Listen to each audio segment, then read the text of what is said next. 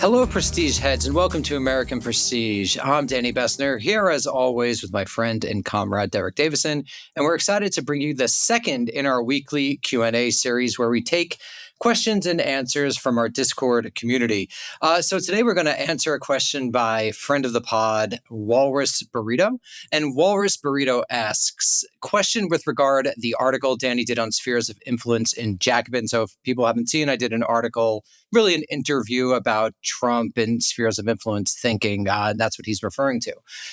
Walrus Burrito says, Danny, I'm curious what you think about actual world government that has teeth to restrain other nations. I agree with the idea that the U.S. can't maintain hegemony and that it isn't good for the world, but it seems obvious that spheres of influence will also be bad in some regions for some nations. He points to Taiwan and Ukraine.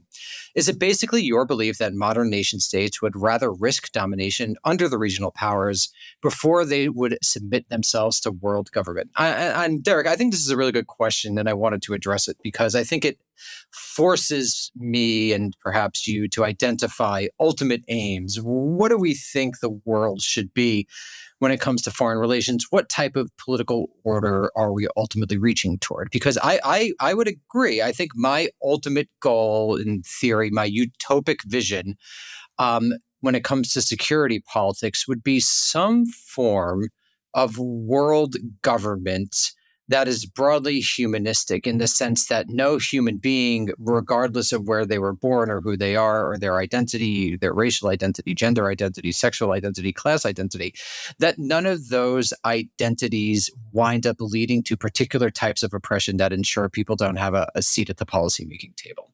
And so I think that is the ultimate, my utopic vision is that sort of world government where I, as an American, don't consume way more than people who are born in, let's say, Bolivia or rural China or what have you. I think that is the ultimate goal that one is trying to reach. And before we get to the other parts of the question, I was curious, what is your utopic vision of international society? I mean, that sounds about right. I think the nation state formula has proven its limitations, let's say.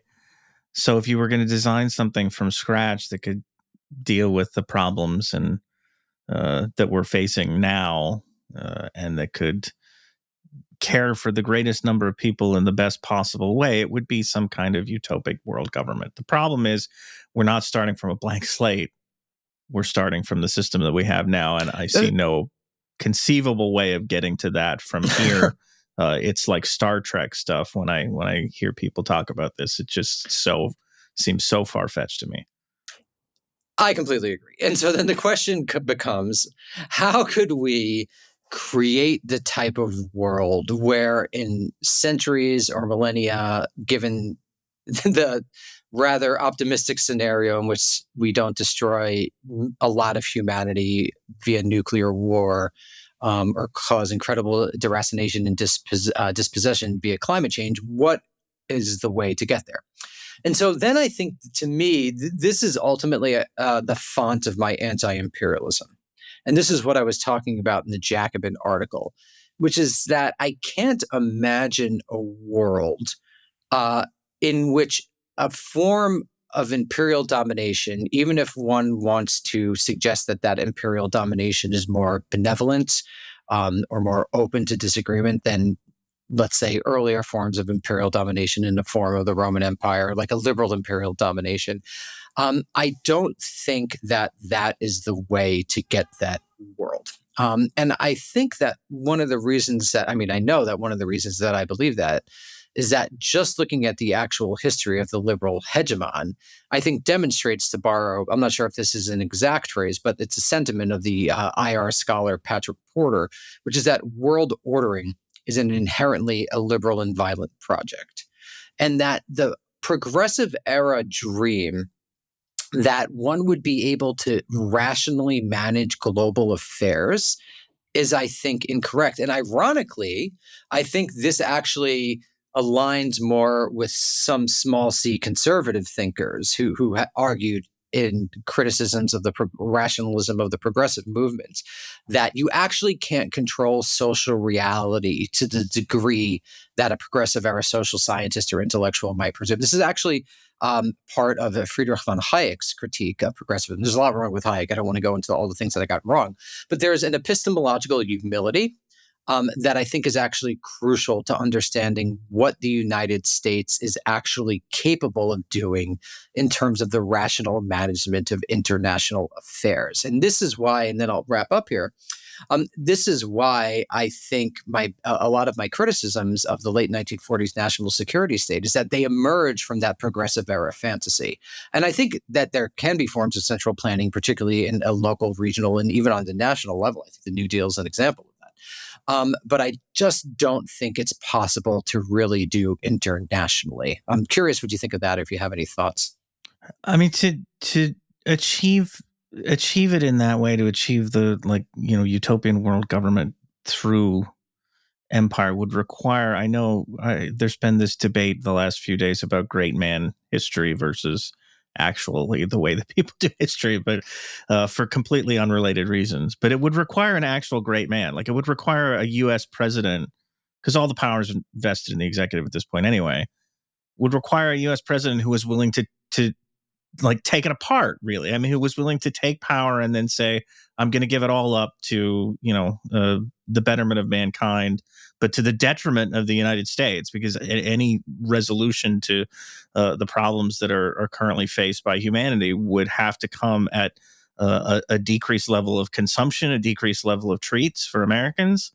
It would have to come with an acknowledgement that the United States can't be the arbiter of every dispute that happens everywhere in the world, and there has to be some other structure. So you'd have to be giving up all of these authorities that I don't think you could get away with. And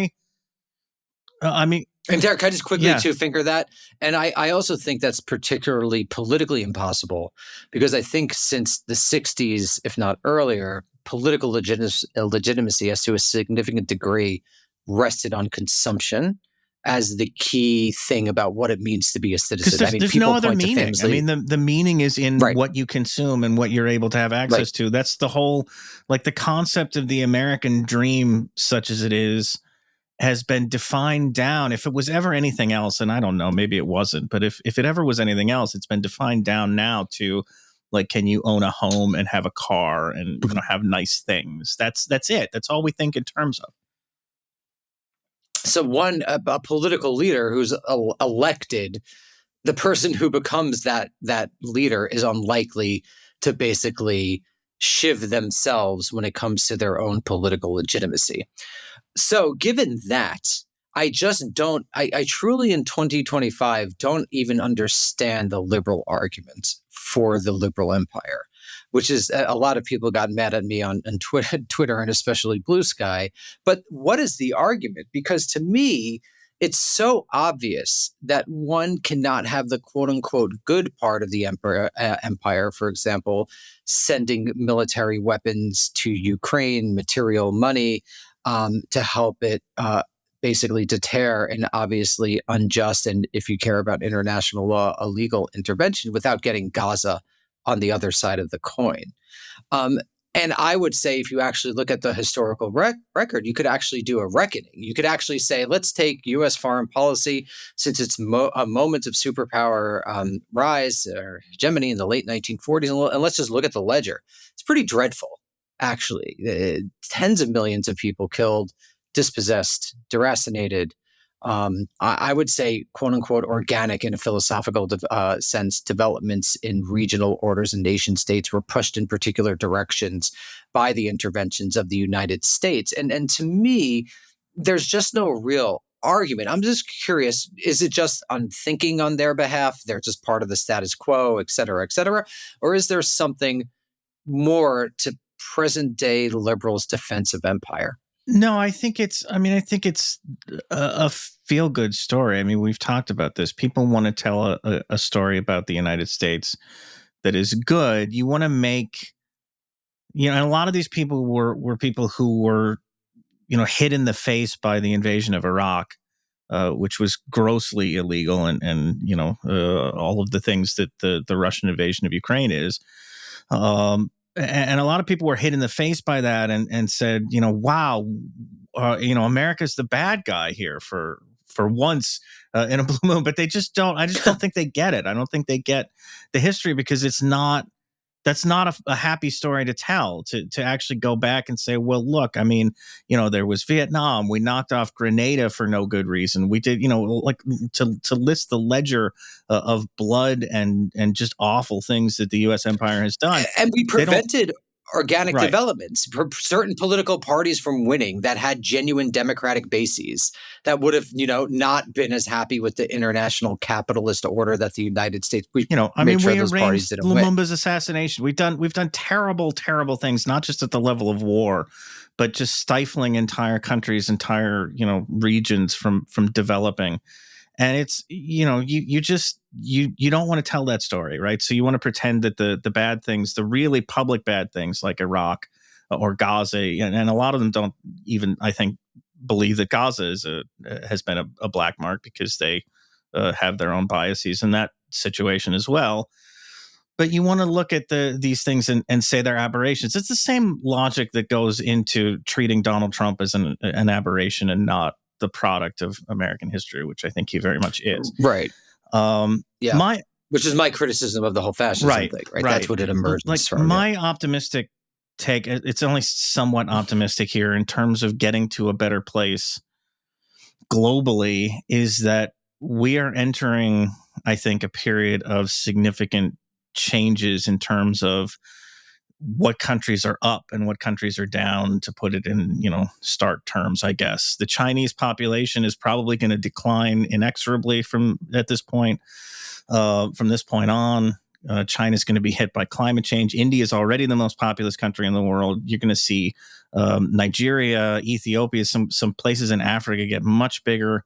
And that doesn't necessarily equate to wealth or power, but it can be a way to shift the center of gravity somewhat. But what it would take to get even, I think, marginal change, like marginally improving global governance to as the question said, to actually put some teeth into it, would be for these emerging, like, middle powers that are emerging into bigger global roles to preemptively say, look, it's going to be better for us and better for everybody if this system is changed, and then use the power that they have or that they can accumulate to do that. And I don't see that happening. First of all, I don't see it happening. It's unlikely without the current, great powers kind of putting their thumb on it and preventing it.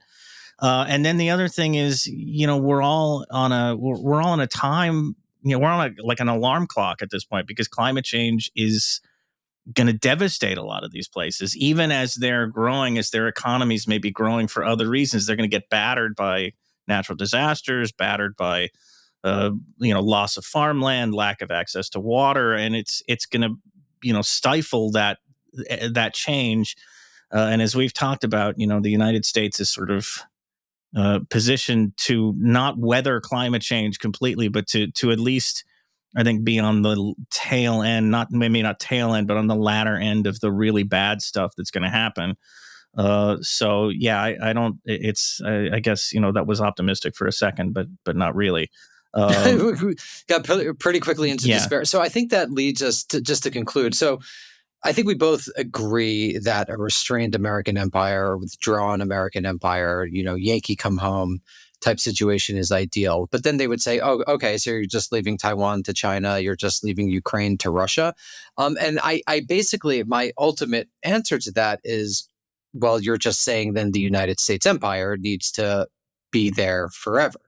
So you're also, the other side is also, I would say, advocating a position that is less than ideal. And I guess it just comes down to, where does one think in the medium and long runs one is going to lead or engender a better type of world? Because we constantly think in the short run, and we can't if we're going to have any sort of medium or long term view. Well, and I think to bring it specifically back to Ukraine, like, I don't know how you can look at what Donald Trump is now trying to do and turning Ukraine into a mercantile, subservient supplier to the United States and breaking, any sense of economic sovereignty that Ukraine has, and say that this was a good idea. Like, I don't blame the Ukrainians. Like, they had no choice. They were invaded.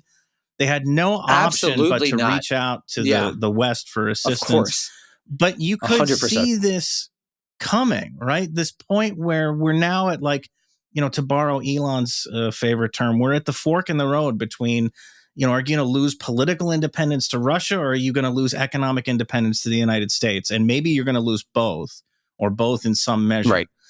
And it didn't take like a crystal ball to see that if not Donald Trump, then at some point, some representative of the right wing in this country, which became increasingly hostile to Ukraine, was going to get elected and was going to turn this from, we're here to support you, we've got grants, we've got whatever, to like, you got to pay us for this shit. You've got to give over your economy, give over your minerals, give over whatever else the hell we want. And that's, for Trump, only payment for services rendered. It's not even, there's not even a guarantee of continued future support. And it just didn't take that much to imagine this scenario happening.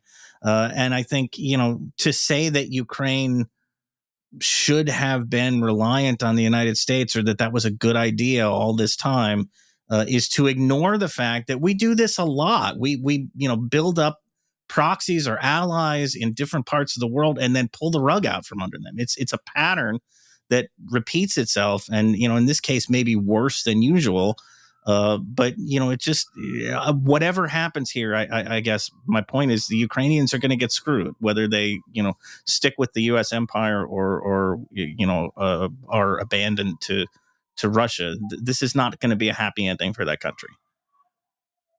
Yeah, and I guess maybe just to conclude, I would suggest when people are thinking about this, that just look at the historical record and look how the United States tends to act, and think, is this nation governing the world really the best path to achieve the type of humanistic utopia that I imagine most of our listeners desire to see? That seems like a good place to end. Well, thank you all for listening. Please subscribe to the podcast. Please join the Discord and leave your questions. We're going to do these every week. It's pretty fun. So I'm glad we're starting this, and thank you all. Bye.